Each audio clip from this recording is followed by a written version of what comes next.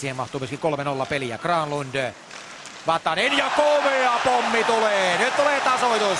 Granlund syöttää ja Vatanen lataa viivalta oikein tulisen kurin. Ja tällä tavalla kun 22 sekuntia ottelun kolmatta erää on pelattu, tulee vihdoin ja viimein Suomen avausmaali.